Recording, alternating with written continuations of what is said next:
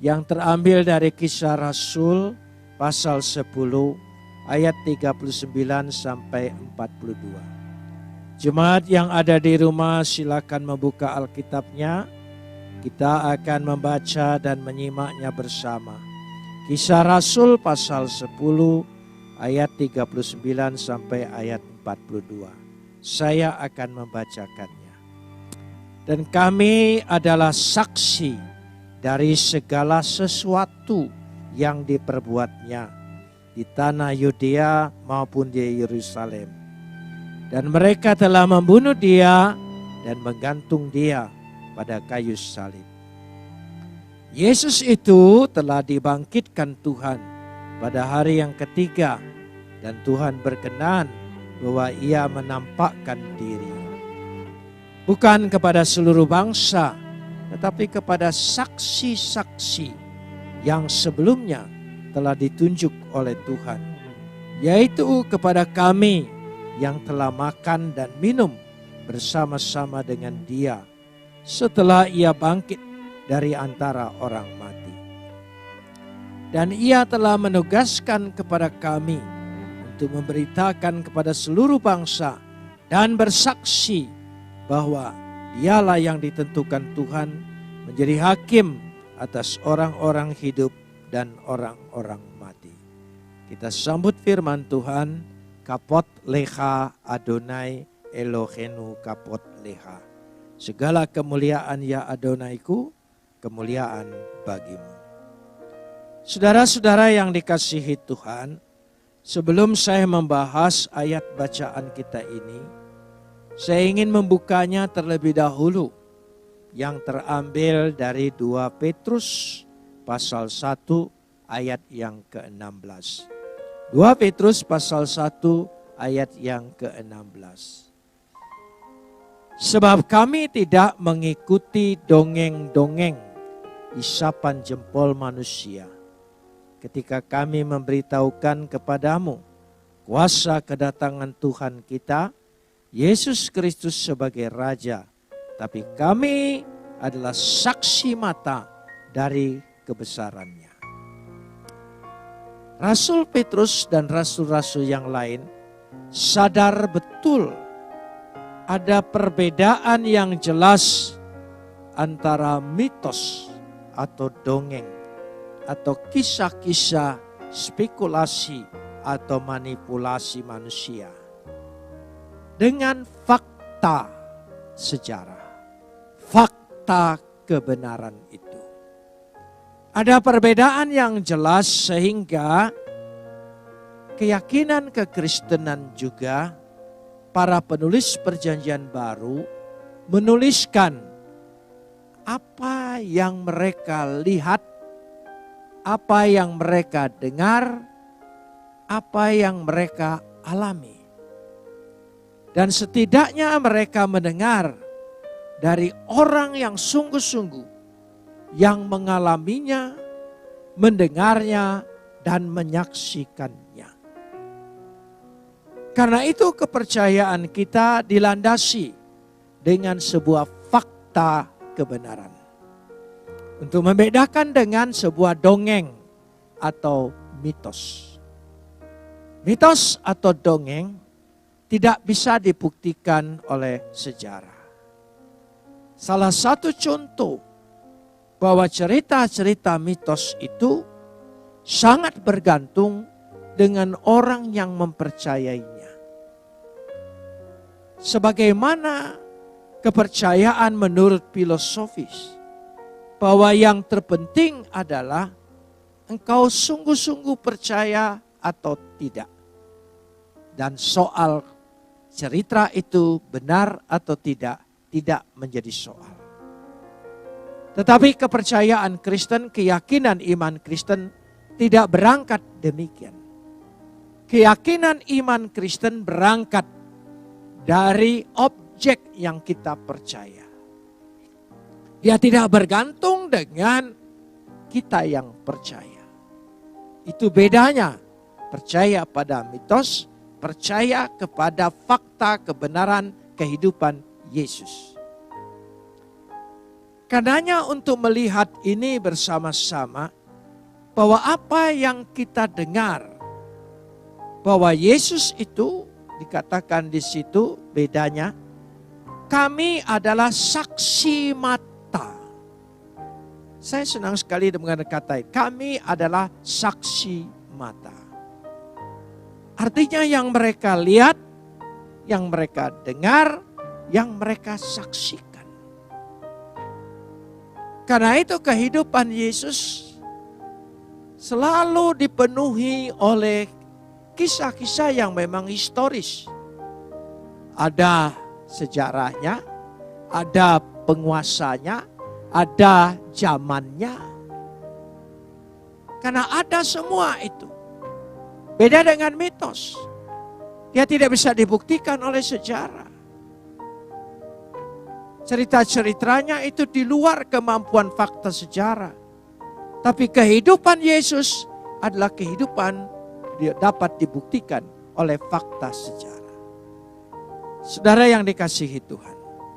Karenanya kembali lagi kepada kita yang bacaan kita tadi. Yaitu pada Kisah Rasul 10 ayat 39. Dan kami adalah saksi dari segala sesuatu yang diperbuatnya di tanah Yudea maupun di Yerusalem. Jadi kata kami adalah saksi, berarti Yesus itu sungguh-sungguh hidup di dalam kehidupannya. Di dalam kehidupan orang percaya. Dia tidak menyaksikan Yesus yang lain. Yesus yang tersamarkan, tidak. Dia menyaksikan Yesus yang pernah hidup dengan mereka. Makan bersama dengan mereka. Berjalan bersama dengan mereka. Berbicara bersama dengan mereka. Dia menyaksikan itu. Karena itu Yesus ketika menampakkan dirinya, ya, memperlihatkan dirinya dengan jelas, adalah diperlihatkan kepada orang-orang yang mengenal dia. Bukan orang yang tidak mengenal dia. Kalau orang yang tidak mengenal dia itu namanya penampakan. Tapi ini orang yang mengenal dia, yang melihat dia, menyaksikan dia. Dan orang inilah yang bersaksi, yang tercatat dalam kitab Perjanjian Baru. Beda, saudara. Keyakinan Kristen tidak berangkat dari yang kita percaya. Tapi keyakinan Kristen berangkat dari objek yang kita percayai. Yesus itu adalah objeknya. Jadi kebenaran Yesus itu adalah yang terutama, yang terpenting. Karena apa yang dilakukan Yesus, apa yang dibuat oleh Yesus, kebenaran Yesus itu lebih dulu. Bukan kebenaran yang kita akui. Kita tidak melandaskan kebenaran kepercayaan yang kita percayai. Kita melandaskan apa yang menjadi objek kepercayaan kita, yaitu pribadi Yesus itu sendiri. Jadi dia berbicara di sini dengan mereka-mereka semua. Bukan sebuah hayalan, sebuah ilusi, bukan. Bukan sesuatu pikiran dongeng, bukan. Bukan sesuatu karena hasil penderitaan yang tertekan sehingga mendapatkan sebuah semacam ekstasi, bukan. Dia tidak mendapat seperti itu, dia melihat fakta sejarah, hidup. Bahkan dia berbicara dengan orang yang sejamannya. Dikatakan di sini, di Yudea, dan mereka telah membunuh dia dan menggantung dia pada kayu salib. Dia bicara pada mereka yang menyalibkan dia, yang menyaksikan Yesus tergantung di kayu salib. Dia bicara itu. Karena itu dalam Kisah Rasul pasal 5, kalau saudara lihat, reaksi orang-orang Yahudi dan Farisi berkata, apa engkau akan membebankan darah orang mati itu kepada kami? Apa engkau akan menuntut? Dengan pernyataan seperti itu mereka sadar betul mereka adalah pelaku-pelaku itu. Dan pelakunya dapat dibuktikan. Ada penguasanya waktu itu. Pontius Pilatus, Herodes, ada penguasanya. Ada nama imam-imamnya. Jadi itulah kebenaran yang disodorkan oleh perjanjian baru. Yang harus kita imani. Karena yang diimani itu memang benar. Bukan mengimani sesuatu hayalan yang tidak benar. Karenanya dikatakan Yesus telah dibangkitkan Tuhan pada hari yang ketiga. Dan ia menampakkan diri. Saya lebih jelas kalau saya melihat bahasa aslinya. Saya lebih suka memakai kata bukan menampakkan diri. Menunjukkan dirinya dengan jelas. Sebab kata penampakan seringkali berarti hanya sekedar suatu penglihatan yang secara spiritual. Tetapi ini tidak. Ini padani. Mereka tahu.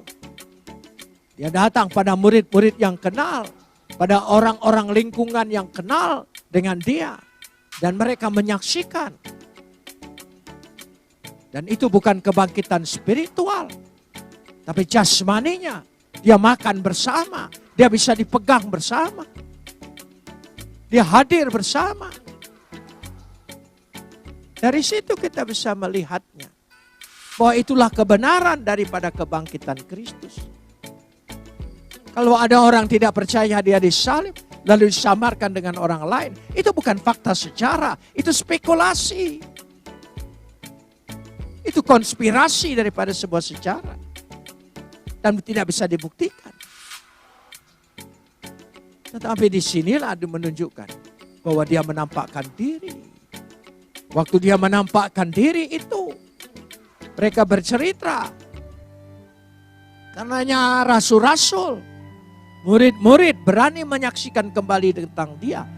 Mereka mengadakan suatu perubahan yang besar. Dikatakan di ayat 41, bukan kepada seluruh bangsa, tetapi kepada saksi-saksi. Saksi-saksi itu mereka itu sendiri. Yang sebelumnya telah dipilih oleh mereka dia. Untuk menjadi murid-muridnya. Dikatakan di situ. Yaitu kepada kami yang telah makan dan minum bersama-sama dengan dia. Makan dan minum bersama dengan dia. Setelah ia bangkit dari antara orang mati.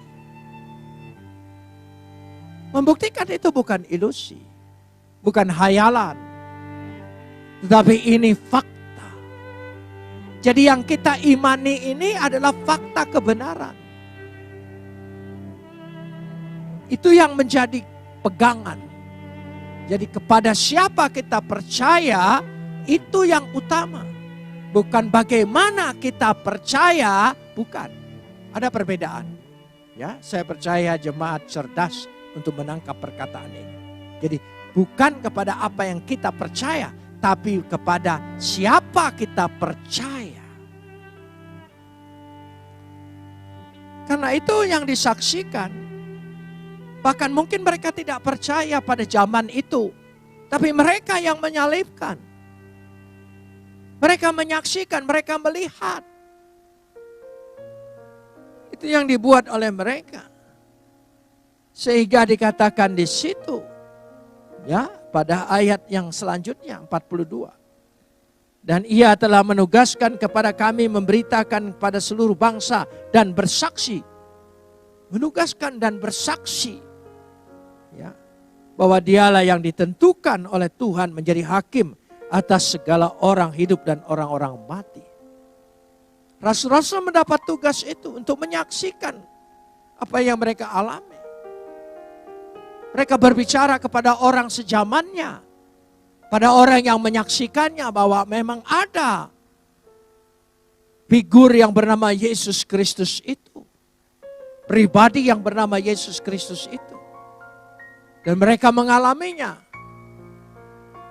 Saya bisa melihat di sini bagaimana ketika Paulus berbicara dengan Festus pada Kisah Rasul 26 ayat 25 sampai 28. Kita baca ini.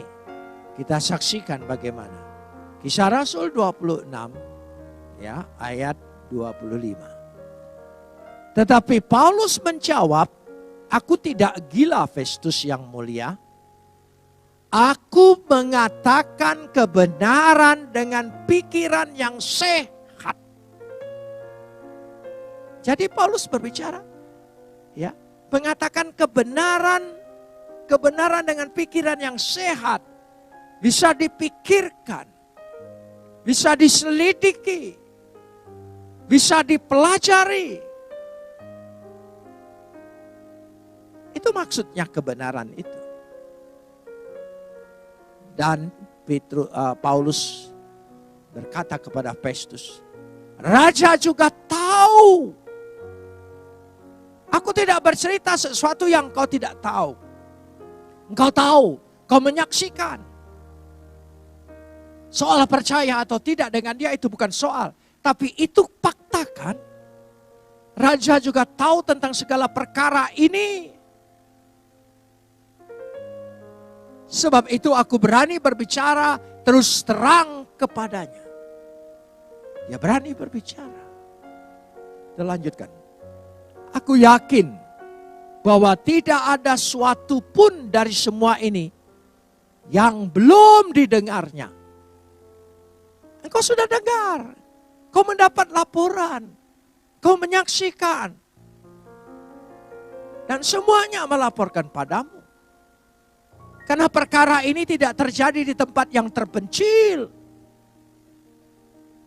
Di Yerusalem, di kota besar, disaksikan oleh penduduk dan orang banyak, penguasa-penguasa. Bukan hanya imam-imam, tetapi penguasa-penguasa Romawi. Tercatat dalam sejarah-sejarah Romawi. Jadi dibuktikan. Percayakah engkau Raja Agripa?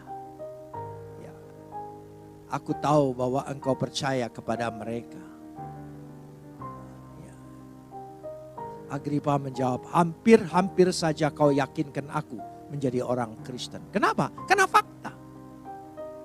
Tapi soal hatinya terbuka atau tidak, dipilih oleh Tuhan untuk tidak, untuk percaya atau tidak, itu karunia Tuhan.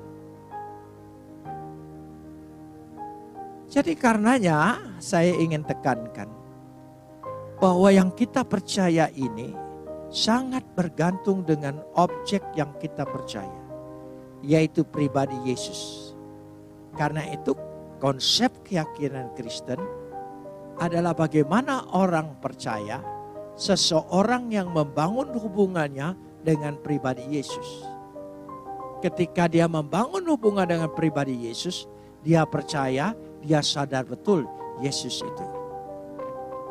Karenanya sebagai orang Kristen, jangan malas dengan fakta-fakta sejarah.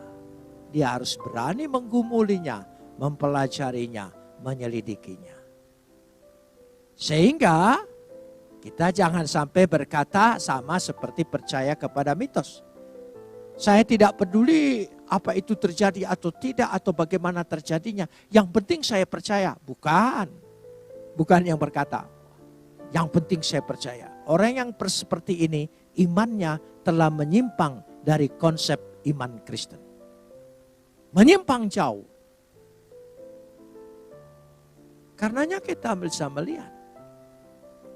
Ya, penyimpangan itu jelas ditegaskan oleh John Montgomery, ya, yang ahli sejarah Kristen, menegaskan itu. Jadi kita tidak boleh malas melihat fakta-fakta sejarah. Kita mempelajarinya. Karena Yesus itu ada petanya, ada geografisnya, ada sejarahnya. Dia hidup, dia tidak hayalan.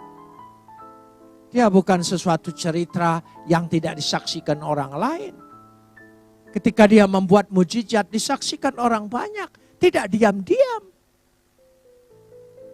Dan orang tahu memang betul ada orang buta bernama Bartimeus. Ada nama-nama yang lain. Yang diketahui. Ada anak Yairus, seorang imam juga. anaknya imam, orang Yahudi. Dari situ kita bisa melihatnya. Dia berbicara. Kalau sekarang ini orang tidak percaya hal-hal yang adikodrati, yang mujizat, itu bukan meniadakan fakta bahwa mujizat itu ada. Mujizat itu tetap ada. Tapi karena orang-orang sekarang ini, kaum intelektual rata-rata, kebanyakan mengingkari Tuhan, kebenaran Tuhan. Dan kadang-kadang mereka sudah terpaku dengan sebuah sistem pengetahuan. Saya kasih contoh, bagaimana pikiran yang terbatas dengan sistem pengetahuan itu. Ketika orang sakit, sebuah sistem mengatakan, engkau harus berobat, engkau harus minum obat, engkau harus pergi ke dokter. Selesai. Jadi tidak ada mujizat. Jadi mujizat ada atau tidak ada karena keterbatasan sebuah sistem yang membatasi itu. Tetapi kita bukan berbicara dengan sebuah sistem yang memenjarakan pikiran kita. Kita melihat fakta. Apa yang dijanjikan oleh Tuhan kepada kita. Apa yang dikatakan Tuhan kepada kita.